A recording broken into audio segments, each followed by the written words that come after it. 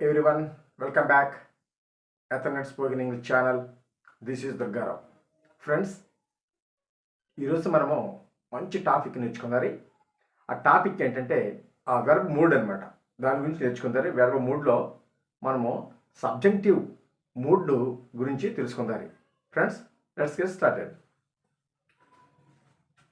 Friends చూడండి, verb mood అంటే mood is the method by which verb is used to express a particular action.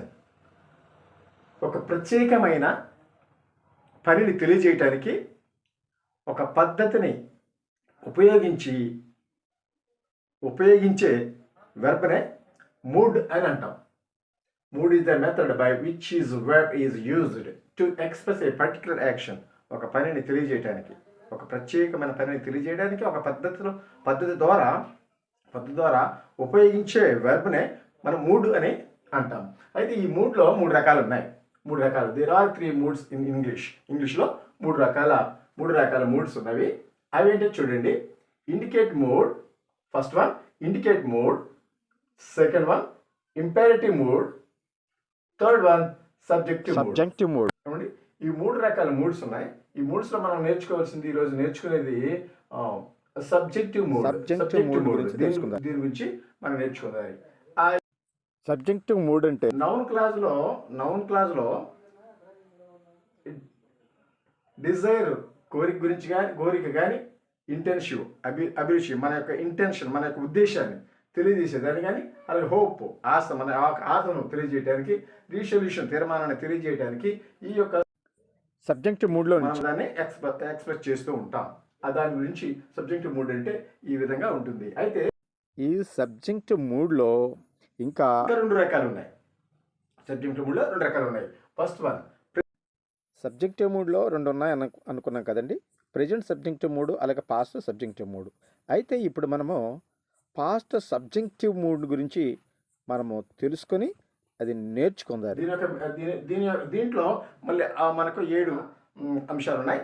అవి ఏంటంటే మనము I wish, oh that, would that, would rather, would sooner, if only, as if.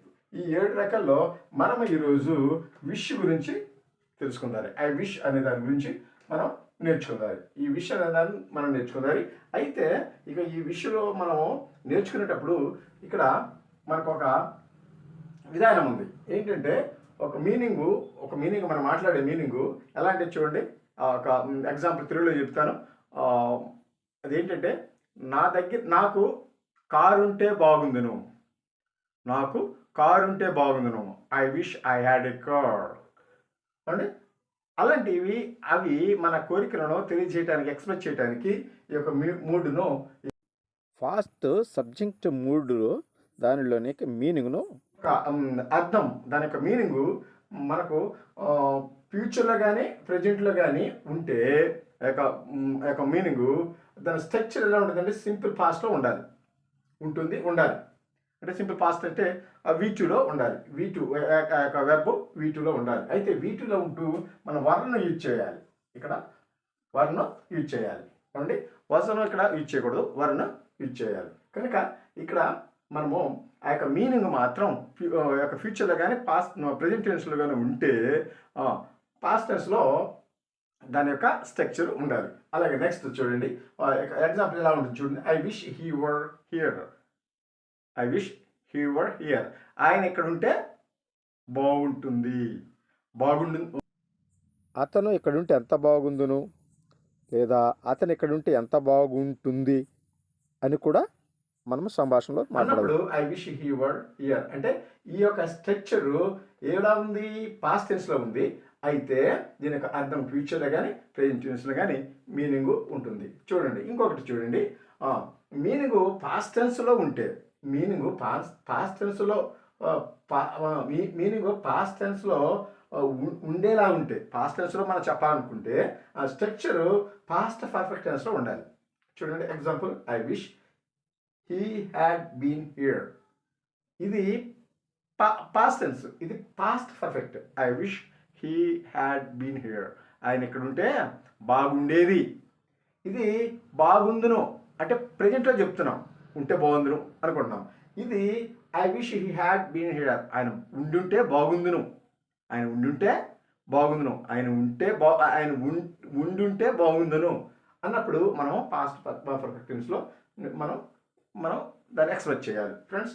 ఈ విధంగా ఈరోజు మనము I wish గురించి మనము నేర్చుకుందాలి ఫ్రెండ్స్. కనుక మీకు అర్థమై ఉంటుంది అనుకుంటున్నాను. అంటే ఫ్యూచర్లో కానీ ప్రజెంట్లో కానీ ఈ కండిషన్ మనం గుర్తుపెట్టుకోవాలి. ఫ్యూచర్లో కానీ ప్రజెంట్లో కానీ ఉంటే స్ట్రక్చరు సింపుల్ పాస్ట్ టెన్స్లో ఉండాలి. అలాగనే ఆ యొక్క అర్థము పాస్ట్ టెన్స్లో పాస్ట్ టెన్స్లో ఉంటే ఇక్కడ ఇండికేట్ కూడా మనం చెప్పుకోవచ్చు. ఎస్టర్డే ఏమండి, ఇలాగా టైం ఇండికేట్. ఇక్కడ ఇండికేట్ ఉందనుకోండి, మనం అప్పుడు ఏం చేయాలంటే పాస్ట్ పర్ఫెక్ట్ టెన్స్లో మనము స్ట్రక్చర్ ఆ విధంగా ఉండాలి. అదే ఫ్యూచర్ కానీ ప్రజెంట్లో కానీ అర్థము మీనింగ్ ఉంటే పాస్ట్ టెన్స్లో ఉండాలి. కనుక ఆ విధంగా మనకు ఈ స్ట్రక్చర్ ఈ విధంగా ఉంటుంది. ఈరోజు మనము ఇక్కడ ఐ విష్ గురించి మనం నేర్చుకుందాలి.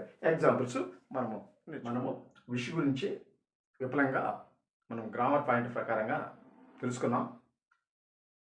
ఇప్పుడు ఈ యొక్క విష్ని యూజ్ చేసి మనము ఏ విధంగా ఇంగ్లీష్లో మనం కన్వర్సేషన్ చేయాలో అవి మనం ఎగ్జాంపుల్లో మనం నేర్చుకున్నది. చూడండి, example first one, I wish I purchased a car.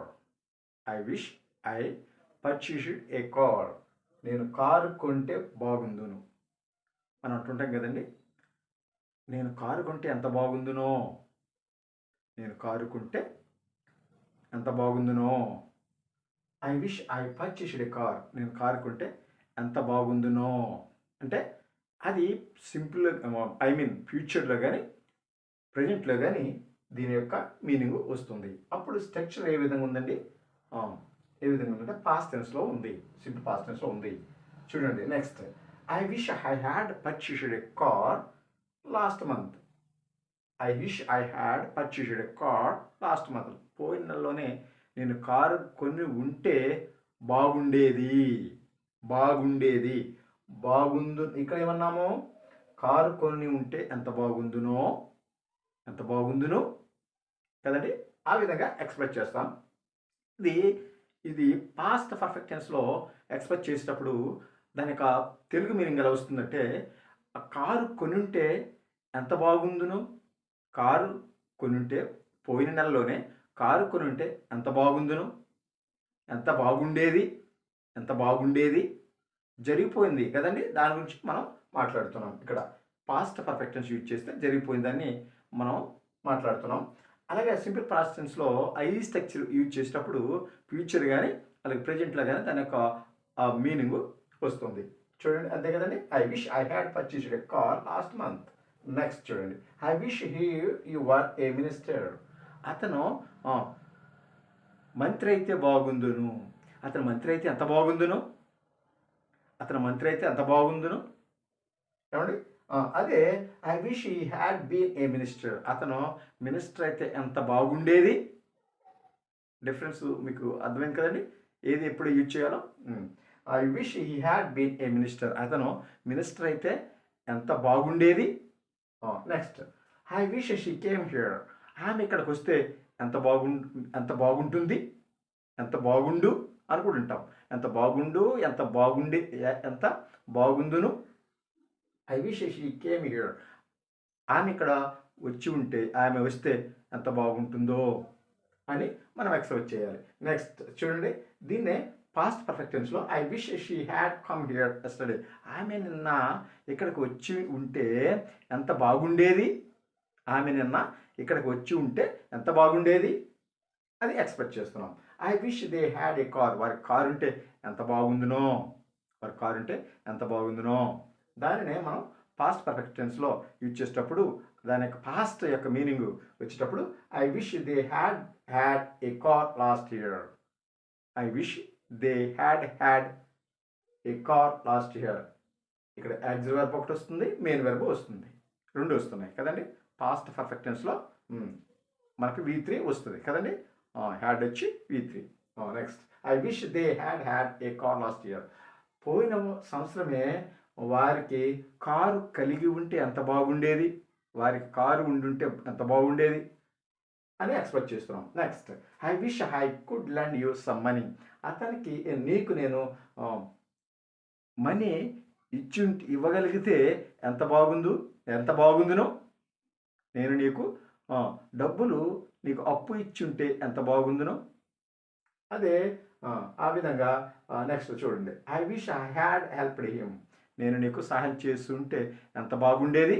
Next, I wish I had not met him. అతను నేను కలవకాకుంటుంటే ఎంత బాగుండేది.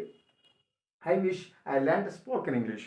నేను ఇంగ్లీషు నేర్చుకొని ఉంటే ఎంత బాగుందునో. నేను ఇంగ్లీష్ నేర్చుకుంటే ఎంత బాగుందునో. దీనినే మనము పాస్ట్ పర్ఫెక్ట్ టెన్స్లో పాస్ట్ యొక్క మీనింగ్ రావాలంటే దీన్ని మీరు తయారు చేయొచ్చు ఏమండి. అది మీరు కామెంట్లో నాకు తెలియచేయండి ఫ్రెండ్స్.